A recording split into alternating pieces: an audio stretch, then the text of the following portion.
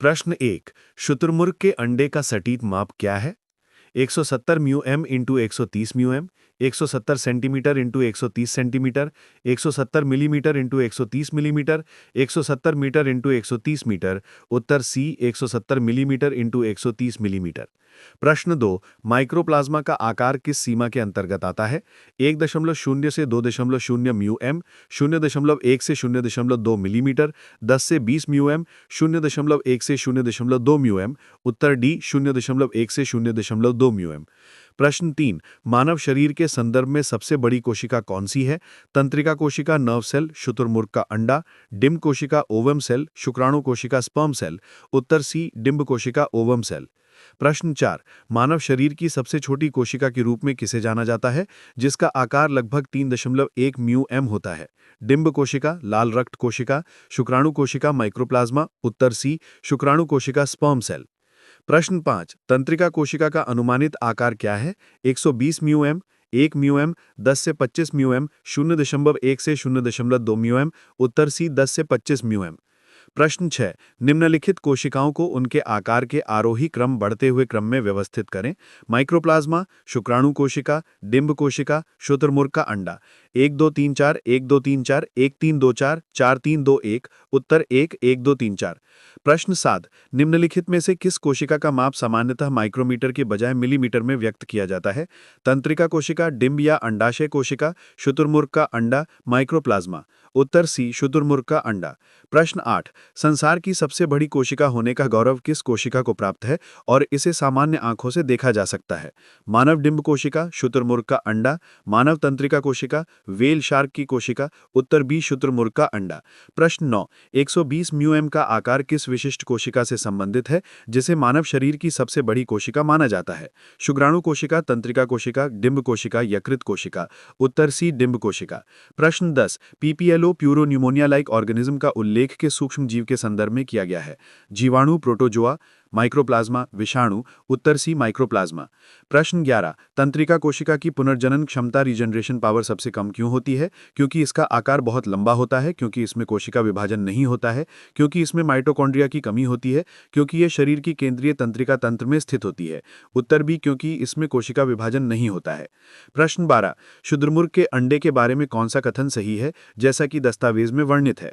यह एक बहुकोशिकीय संरचना है, इसे देखने के लिए माइक्रोस्कोप की आवश्यकता होती है। यह एक एकल कोशिका अन्यूसेलुलर है। यह मानव शरीर की सबसे लंबी कोशिका है। उत्तर सी यह एक एकल कोशिका है। प्रश्न 13। विभाजित नहीं होता है कि विशेषता किस कोशिका के लिए विशेष रूप से उल्लिखित है?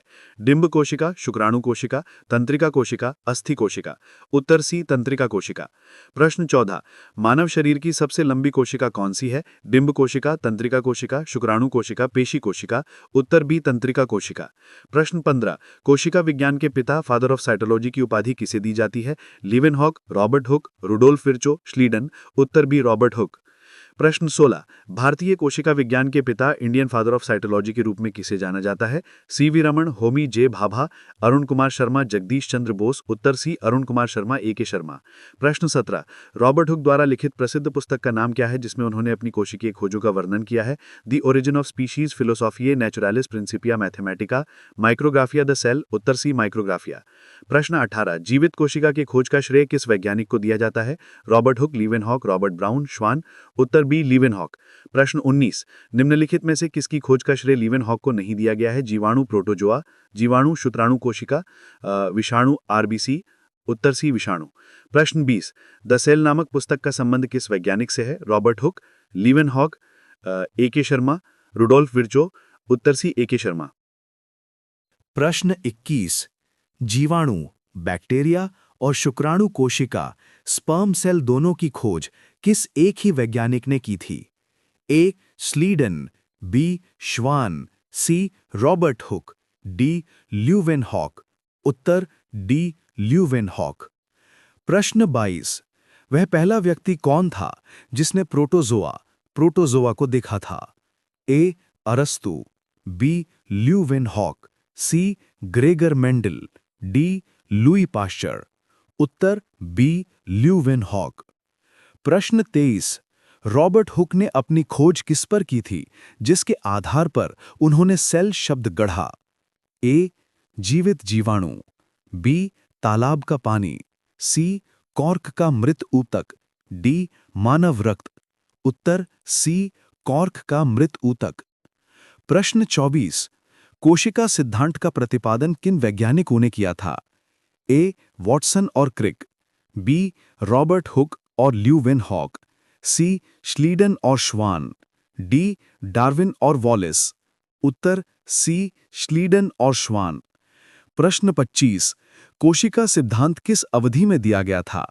ए 1665 से 1674, बी 1838 से 1839, सी 1953 से 1955, डी 1858 से 1859। उत्तर बी 1838 से 1839। प्रश्न 26।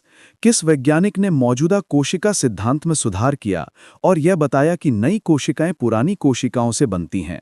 ए श्लीडन, बी श्वान, सी Rudolph Virchow, D Robert Hooke. उत्तर सी रुडॉल्फ विर्चो। प्रश्न 27। लैटिन वाक्यांश ओमनिस सेल्यूला ई सेल्यूला का क्या अर्थ है?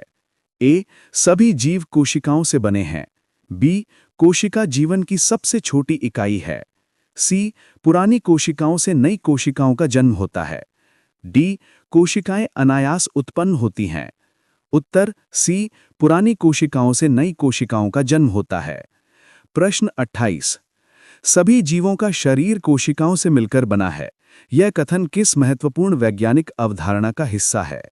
ए विकासवाद का सिद्धांत, बी आनुवंशिकता का नियम, सी कोशिका सिद्धांत, डी सहज पीढ़ी का सिद्धांत।